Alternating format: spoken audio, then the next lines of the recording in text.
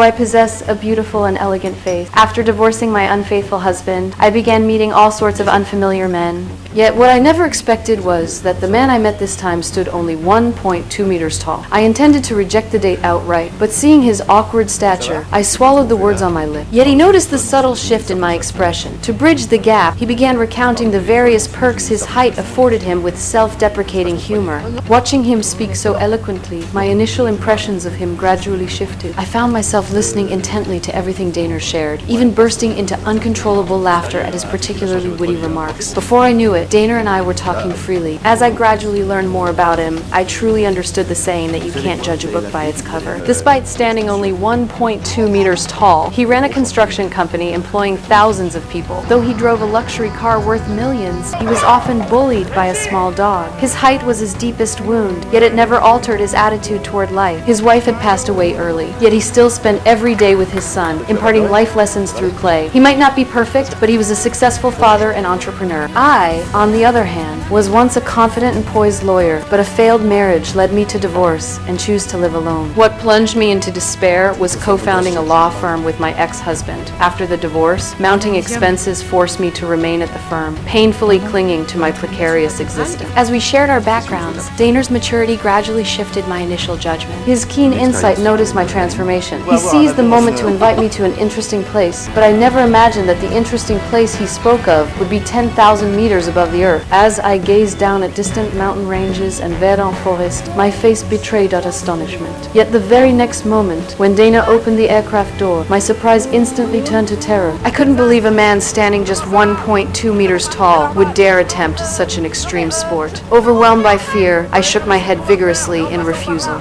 I tried to make Daner stop and take me home, but he worked to calm my nerves. His gentle yet firm voice gradually eased my tension. The moment we plunged into the void, my scream erupted as expected. Yet as I gazed down at the earth below, taking in the magnificent scenery, my fear gradually gave way to exhilaration and joy. Even as we strolled through a field of golden rapeseed flowers, I remained immersed in the thrill of the experience. Unbeknownst to us, with our adorable height difference, we were soon to fall deeply in love. Daner watched my car drive away, his face radiating a profoundly contented joy, as if this were the first time in years he'd felt the happiness of being truly recognized. And I, too, would find myself unconsciously recalling the brief moments spent with Daner. Whenever his image flashed through my mind, I couldn't help but break into a silly grin, as if he had become my sole source of joy. Yet my happiness was shattered by the grind of tedious work. My suppressed mood offered no relief, and I couldn't find anything to distract me from my restlessness, until, inexplicably, I dialed Daner's number. Hearing his voice finally brought a faint smile to my face. Hearing mine, he smiled back. He didn't ask why I'd called, but instead invited me once more to an interesting place. It was a tavern tucked deep within a narrow alley. Though its exterior appeared shabby and dilapidated, entry was granted only to those recognized by the staff. Daner seemed well accustomed to this method of admission. At the table, he maintained his usual humor and wit, needing only a few words to make me laugh heartily, as if all the troubles of the day vanished in that instant. When our eyes met, the affection in our hearts quietly spread into the air around us. After dinner, as Daner walked me home, he couldn't hold back and confessed his feelings. I didn't answer. I simply let a kiss speak for everything I felt inside.